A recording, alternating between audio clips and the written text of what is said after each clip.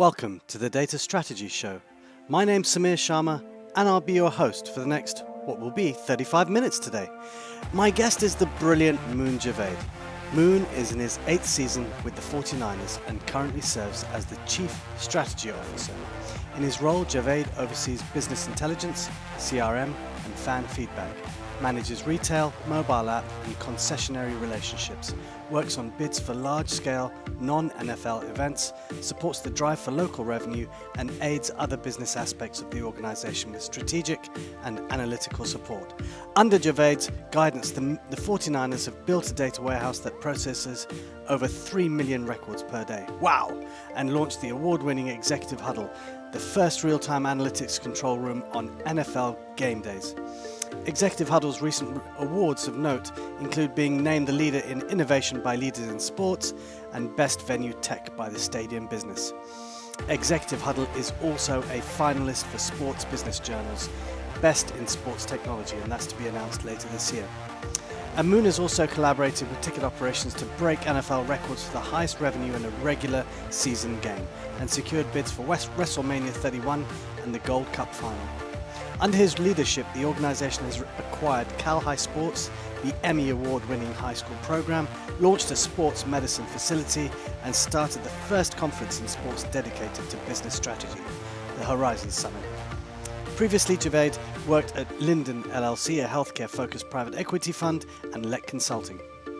A Cleveland native, Moon graduated from Northwestern University with degrees in psychology and economics, and later earned his MBA from the University of Chicago Booth School of Business. Moon currently resides with his wife Marnie in Willow Glen, California. And I really am looking forward to this episode today. So please do like, share, and comment. What a wonderful episode it's going to be. Thank you. Moon Javaid, welcome to the Data Strategy Show. It's a real pleasure to have you on, Moon. Listen, let's just find out, who is Moon? Give me a sort of 30,000-foot view of you. Thanks, Samir. Thanks for having me on the show. That's cool. At a 30,000-foot view, born and raised in Cleveland, Ohio. I graduated from Northwestern University, worked in strategy consulting and private equity, took a year off, traveled the world, read Moneyball, decided I wanted to work in sports. Okay. Back in 2012. Yeah, cool, awesome. So you have that thread of the Moneyball, the Billy Bean, the whole. So is that how you got into the sports industry after private equity? So when I was working in private equity, I applied to business school, and while I was applying to business school, I thought I would just continue my career in finance. But while I took some time off, I did read Moneyball. And it might be surprising, but I didn't think that sports was a real business before I read Moneyball, and didn't really think about the fact that I could have a job within sports. So while that book was about baseball and baseball analytics, it actually just showed me that there are, like, football teams and other sports organizations are organizations that are companies and have jobs for people like me.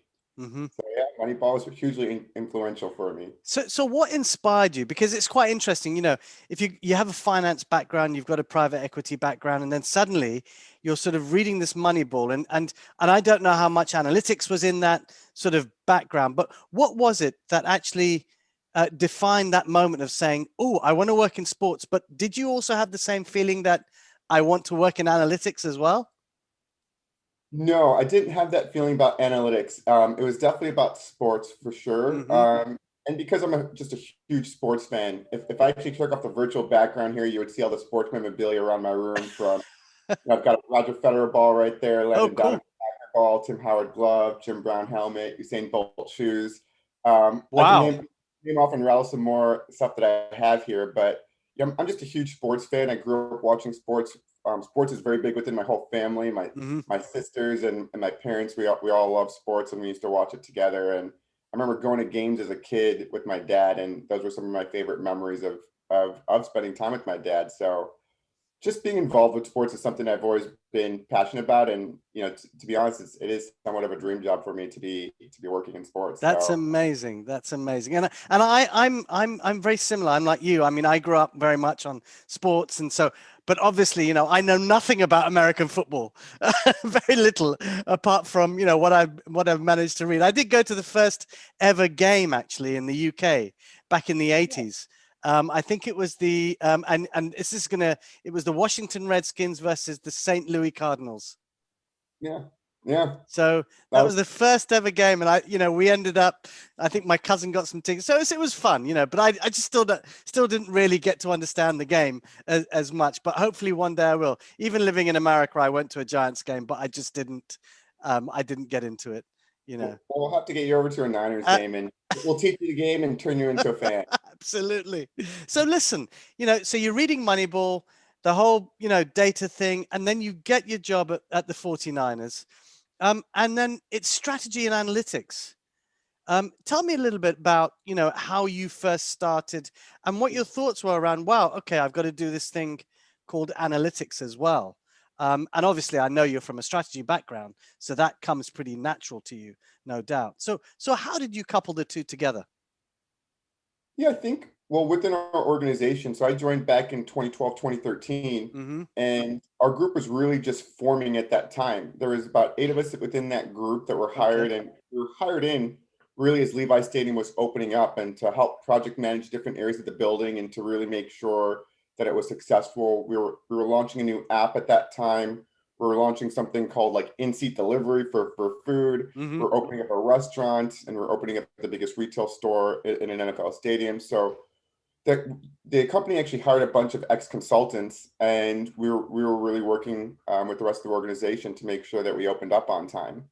If we fast forwarded after Levi Stadium opened up, that's where we started to shift a little bit more into analytics, because now the stadium was open, and it was, okay, now what? And so now what was make sure that in 5 years that we're going to be able to have a really good informed data strategy. And that was our goal at the onset of Levi Stadium. And we knew we had a little bit of time because we're coming off of a couple, a Super Bowl appearance and a couple NFC Championship appearances.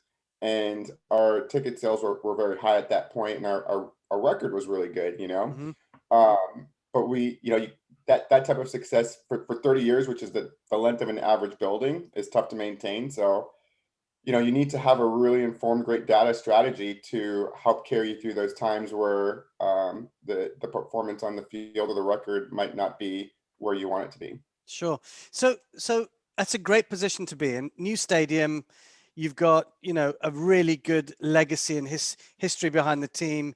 And then suddenly you've got this data strategy that needs to be built and created and momentum gained. What was your approach to actually starting to think about that and to start to drive that out in the 49ers? Yeah, so I think there's a couple pieces I learned very quickly, and I'm not a super technical person. I do come from a strategy consulting background, but we had one of the best technical individuals who helped us to build our data warehouse. And one of the first pieces of advice I got, and it was actually from one of my cousins, Damien, if he's actually listening, but he had told me, he was a general counsel, and he had told me to hire someone or work with someone that isn't you and knows what you don't. And so good advice. And so he knew it, so I didn't have to. And then I really trusted him trusted him, empowered him to really lift through that strategy. At the same time, what I was really focusing on was building those relationships with all the other departments. Sure. So going back to my old strategy consulting days, most of the clients you work with don't really want to work with you at the very beginning, because they're like, why are you here? What are you doing? This is my work.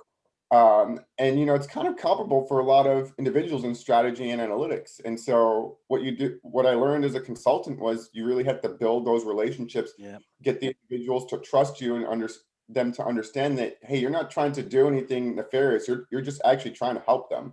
And make them look a little bit better or help them make the best decisions.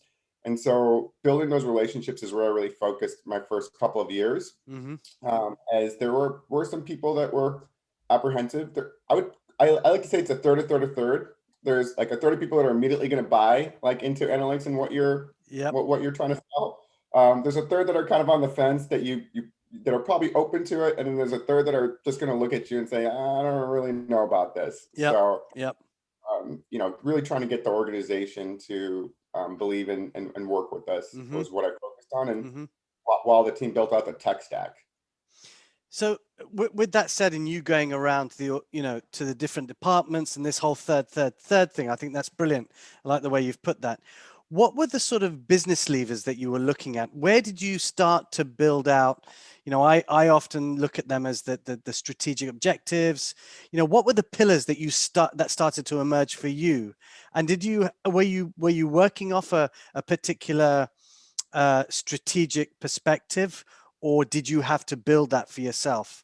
Because you're in a unique position, or were you given this document to say, this is our 5 to 10 year strategy, go and deliver it?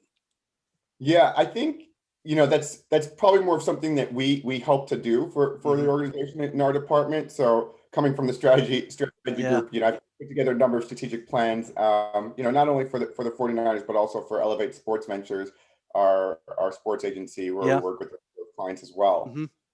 For the 49ers, I'd say we've developed 4 key verticals or 4 key pillars. And I actually say that 4 key pillars of business strategy for the 49ers. They are make money efficiently, and that's what I call our data warehouse CRM initiatives, which is retention modeling, lead scoring. We have an enhanced fan experience, and so that's where we do our surveys, our happy or not, our executive huddle. We're looking into frictionless technologies this year as well. We have trust our partners. So as most people in the sports industry know, but many fans don't, is concessions and retail are generally not run by the team; they're run by outside vendors. Sure. We manage those relationships. And then we also look to expand our brand past the 10 days a year in terms of other business ideas. So we've launched a couple of gyms, a couple of physical therapy centers. We have a high school sports show in the Bay Area. And then we just launched our second high school sports show this week in Sacramento. That's awesome. That's amazing. So you've actually got 4 fundamental pillars that are brilliant.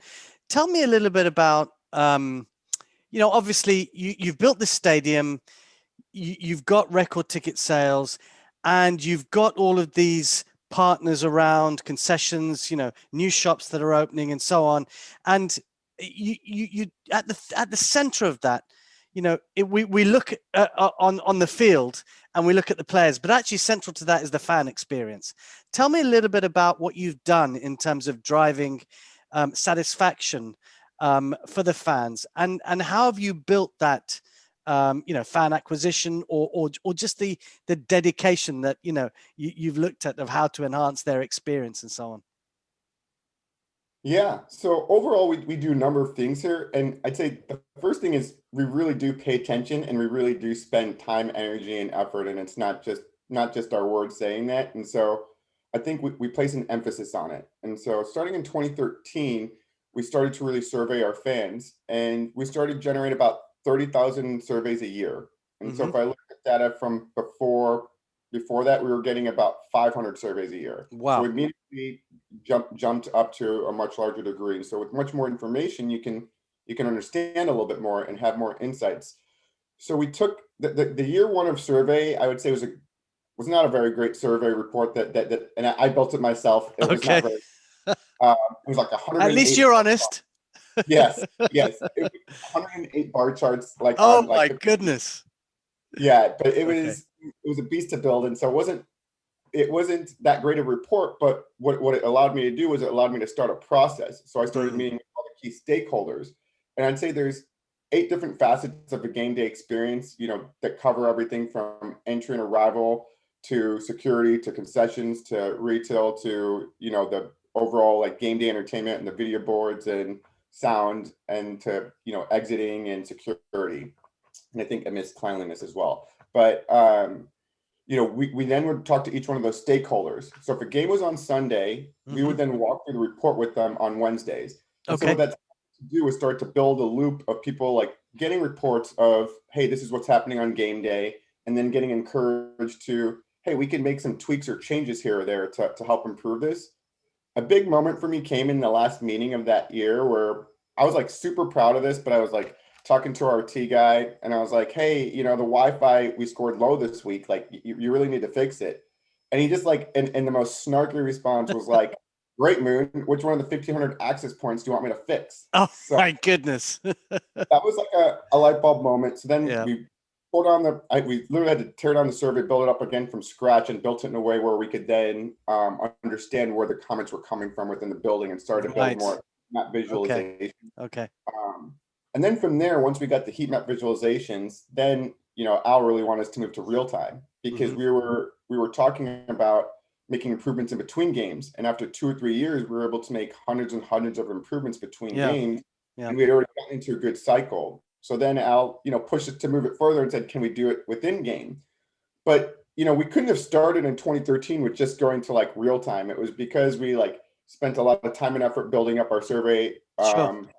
And then we had years under our belt of actually iterating and working as a team through making feedback. We communicated it back to the fans every year, all the changes that we were making as well. So we're getting that loop. And I can tell you in the focus groups, I've run our focus groups from 2014 until recently. And what you hear in the focus groups recently is we're telling you this because we know you listen and you're gonna make changes. And so it's like the tone and tenor of everyone is very different. And our satisfaction has jumped up significantly and well past the levels, the bars that I originally set for what we want to achieve. That is fantastic. So out of some of those surveys, can you be more specific with some of the actions that you took? And were there aha moments with you and perhaps some of those people who might have been on the bench or on the fence, as I might call it, as you said, or skeptical about data and what it could do for them? I would say I can walk through a number of changes that we've made as a result of surveys, but I would say as a whole, and especially over the last couple of years, our organization, if we see it within the data, we don't dismiss it. We don't argue against it. If that's what the fans want, sure, let's do it, is kind of the approach. And I really do appreciate that. We've made hundreds of changes. Some of the bigger ones are the ones that I can think of right off the top of my gates are something as simple as pedestrian control in parking lots. So having people stand there with ropes to guide pedestrians through a lane so that you can get so they don't filter throughout the parking lots, which actually does destroy sort of your egress times. We did add our Ring of Honor and Hall of Fame numbers up on top of our suite tower, which we didn't have our Hall of Fame numbers listed anywhere, and iconic imagery throughout the stadium. So when we opened up the stadium, I thought it was beautiful, and it was white and clean. But then in the focus group, what we were hearing was sterile, and so the cleaning is very different. And so we added in a lot of that imagery around the stadium, which then our feedback went much higher the following year. We introduced Touchdown Terrace, which is another sort of concessions experience, which has a lot more local food options. And that was as a result of our fans telling us that they wanted more local food options. We add in our Wi-Fi access points in areas where fans articulate that, our Wi-Fi is poor. And then we adjust our speakers and our sound and our volume all the time based off of feedback that we're getting in our surveys on, it's too loud or it's too quiet or you can't hear it. So those are just some small examples, but that's powerful because you are really taking that feedback and in real time making changes. But tell me a little bit about, because I've done a little bit of digging. I've had a look at some of the things that you've implemented at the 49ers, and I know that from doing the surveys to then moving into the happy or not equation, and how did that come about? What was the impetus for you to say, I really need to understand a little bit more about people moving around, where the issues are, targeting pain points or challenges that we got around the stadium? And I can understand it's a huge area you're dealing with. And you've probably got a limited resource in terms of the amount of people who can go out and deal with things. But what were the drivers? Or how did you come up with the happy or not? And for people who don't know what happy or not is, perhaps you could just explain that. Absolutely. So happy or not, you might have seen it at an airport or an IKEA. There are these terminals that have 4 faces, 2 are green, 2 are red, and you hit one of the buttons to let whoever it is know how you're feeling. And typically there'll be a plaque that'll be right there that'll ask you one question. How was your experience today? How was your TSA screening experience today? How was the restroom today? And so honestly, I would love to say that it was me pushing this idea, but it was really Al. And so we And were by doing Al, you mean Al Guido. Sorry, Al because Guido, yeah, sure. president. He's the president. Yeah. Yeah, and I thought we were doing a great job with the surveys. Our scores were going up, and we were collecting more, and the reports were good, and the cadence was good. And then Al calls me into his office one day, and he's like, "Hey, buddy, you think we can get this quicker?" And the long story of this is, I was like, "Sure." Like, I was giving him one day, and we had I was like, "Maybe I can get it to you Tuesday." And he's like, he saw a look on his face, and so we kind of went back and forth. And by the end of the meeting, he was like, "Yeah, I want you to have it in real time." And in my head, I was like, I honestly was thinking, I was like, that's impossible. Yeah. And I don't off. Yeah. But I was like, all right, we'll figure it out. And I just so happened, it was pretty random, but I was at an airport that weekend at JFK, flying back from a meeting, and I saw the Happy or Not terminals. And again, I think that was another sort of light bulb for me, where I was like, this could be real time. So I literally just sat there for like 30 minutes and watched people like interact with it, because I wanted to see, because I had never hit it in my life before that. Oh, but you'd seen it, but you'd never hit it. Yeah, and now I hit it like 100% of the time. Well, you're bought into it now, aren't you? Yeah, yes. But I just sat there and I watched people interact with it, and way more people were interacting with it than I thought. So I was like, okay. So we called Happy or Not. That I called them the next day, like their 1-800 number, and that's something that I always suggest or recommend, especially people in the sports industry. Almost anyone will pick up your call. So you can just call, like, I literally called into the 1-800 number and had their CEO and founder calling me the next day. And then we had the terminals in our building by Sunday. So like, it was like less than 7 days from the time that we saw them in the airport to the time they were in our building. Cool. And so from that, and having them in the building, how did you think about what you're gonna do with them, and how they were going to drive out data and then decisions? And then obviously Al, if I can call him Al, because I don't know him as well as you, but Al was asking for this real-time information at his fingertips, no doubt, for him to make decisions. But I'm assuming not just for him, but for others who could be in these 8 different areas.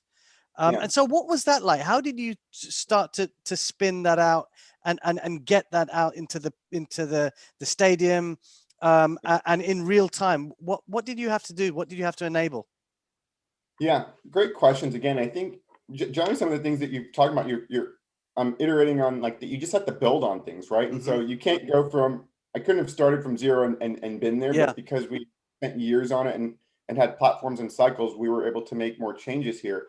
But really, as I look at Happy or Not, our decision in the beginning on where we wanted to place them in our building was based on a couple of different factors. One was honestly like where we had the best relationships, and where we knew, like, and then where we knew it would be most impactful. So we looked at ABI, and so they're our vendor for janitorial, or ABM, sorry, and restrooms are a big pain point, like when they're not in most stadiums. And we have a really strong relationship with sort of the lead, and so I've had conversations with him, and he's a pretty analytical guy as well, and so he's what I would call the third. He's a buyer, know? And so worked with him. And then concessions again, an area that is led by strategy, so I know that that's an area that I can get buy-in on.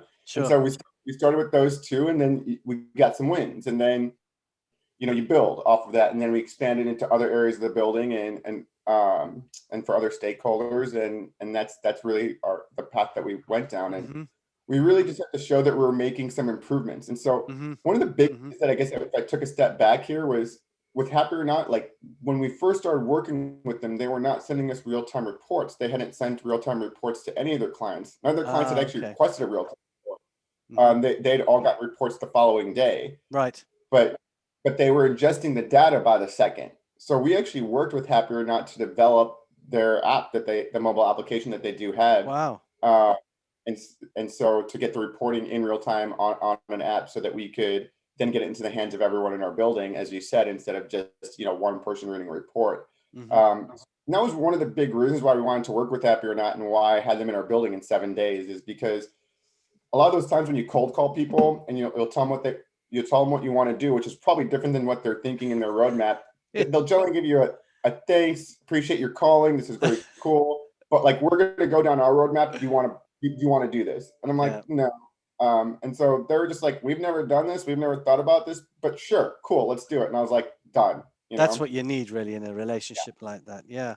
And so you ticked off your, make money efficiently, you enhanced your fan experience, you trusted your partners then. And what was the collaboration between, the fact that your partners in concessions, were they also getting the real-time feedback as well? Or was that just going back to your operational staff on the ground? So it was quite transparent then. Yeah. So when the process was like, so we would get a happy or not alert. So you have an app and you can check the scores at any time. But we set thresholds for if there's a certain number of red button faces hit in a certain amount of time, it would trigger an alert. And that alert would get sent to, like, for concessions, it would get sent to myself. It would get sent to the concessions lead, and then it would get sent to that specific stand manager. Okay. That specific stand manager can solve the problem, and it would message a couple of other individuals as well. People will solve the problem. They would see that their boss was on the thread, and then that individual would see that I was on the thread. And so our protocol was that there had to be a response on the thread in a minute or less. Oh wow. Okay. And you don't have to respond with a solution in a minute. You just have to say that you're working on it, like, or investing, and then we gave you a couple minutes to figure it out. At first, people were really questioning, like, well, how are we supposed to figure this out that quickly? And my response is, when dozens of people are finding something wrong in a short amount of time, like, I'm pretty sure you're going to figure out what it is. And it's, for the most part, it is. It's something that you can figure out very, very quickly. Yeah, yeah. And I think that's quite a fantastic use of real-time data to then take an action or make a decision about whether it's, that there's not enough toilet paper, or there's not enough particular kind of beer, or there's not, something's happened in terms of maybe the beer is too warm or whatever it might be. So and that's the real fan experience, right? Because in a stadium, who wants to have warm beer? Exactly. And yeah, so I find that fascinating because, we talk about the voice of the customer, but really yours is all about the voice of the fan. And, really building on that. So, there's another thing that I've been reading about, which also has been quite interesting, not only just from a real-time perspective, but tell me a little bit about your executive huddles and what are those, what's that being built on, the premise? Why did those come about? And I'm sure it's probably got something to do with Al again. It does, for sure. And it's once we had happy or not, we still weren't happy operating in real time. Okay. Because all right, that was really just telling us what our fans were telling us on game day in real time. We actually wanted to be able to understand what was happening in real time. And once we had started, this was sort of my original thought of how we could attack real time, like when Al gave us that impossible challenge. But what Happy or Not showed us was that we could operationally execute on real time. Yeah. So if we're hearing something negative from fans, we can go ahead and take action before doing a much larger investment and build out in terms of the executive huddle.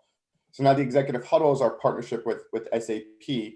And what we have is 8 streams of data, pretty much matching up against those 8 areas. Areas that are flowing into our data warehouse.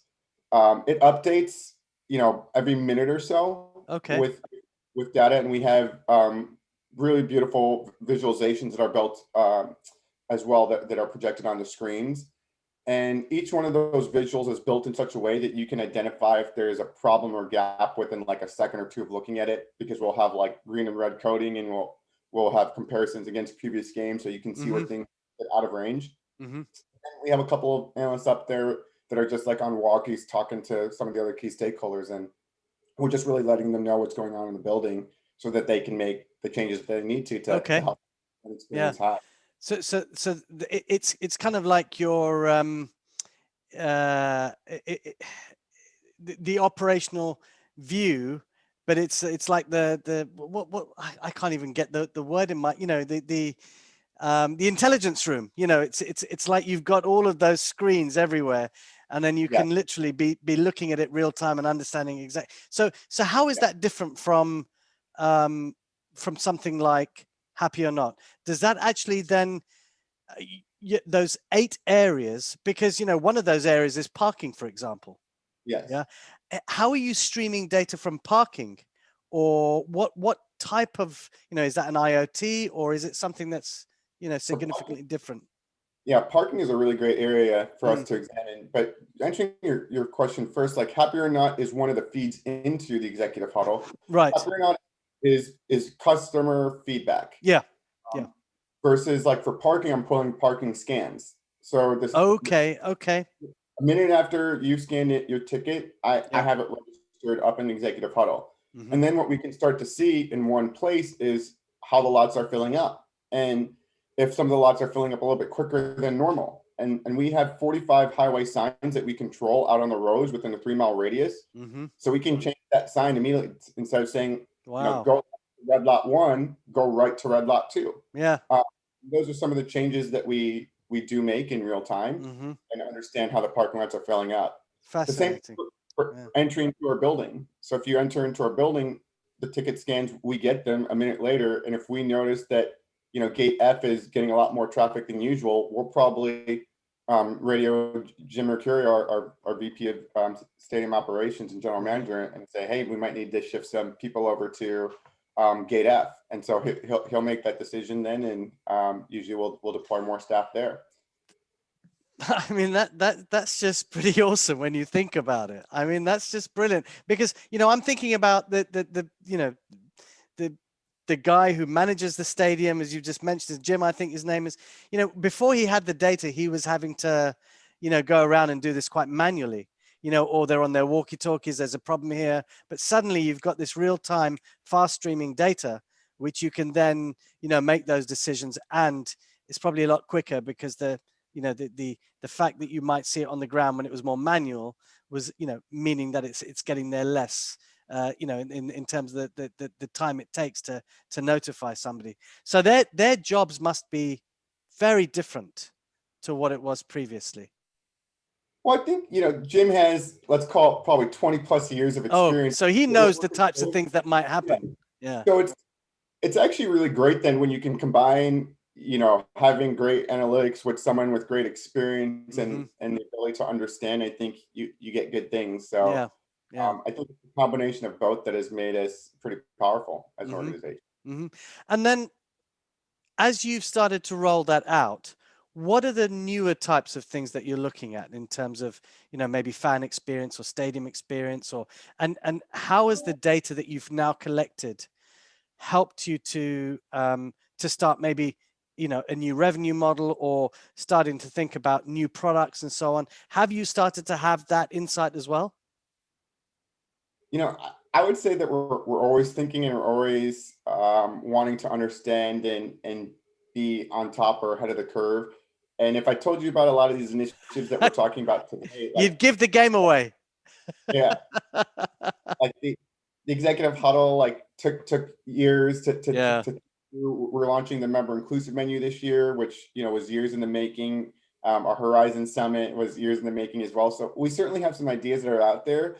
I think first and foremost, because it will probably make its way sooner rather than later, and it is within the industry, is looking at frictionless ways of entering into a building. Right. So we mentioned a little bit about cashless, but thinking about the ability to get into a building with scanning yourself in, or using NFC or RFID to scan into a building. New generation sort of security magnetometers that don't necessarily, you have to go in one at a time.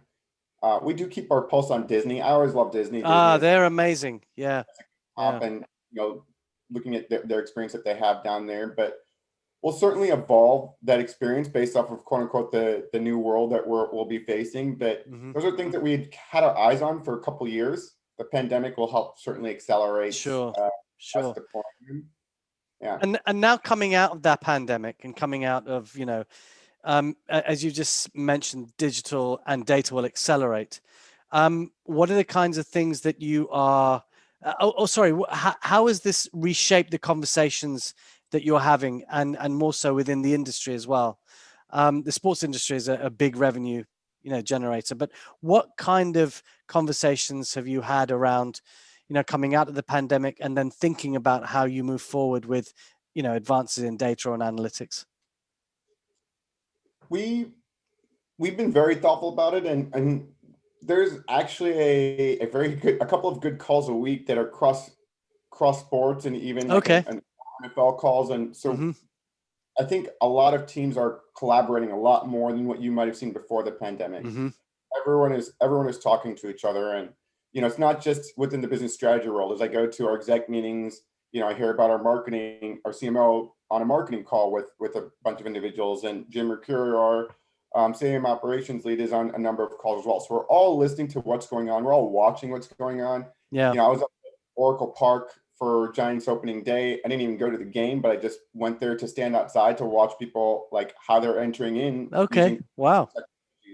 Yeah. And I wasn't the only one out there. There's a number of other people out there and people from other teams, and we're all trying to learn from each other and iterate and do what we need to do to have games and have fans. Yeah. And I think that's important. Obviously, you want to, these pandemics have caused a real issue for many of us. I mean, not being able to go into a sports arena, not being able to see your favorite team, not being able to have that buzz on match day and so on.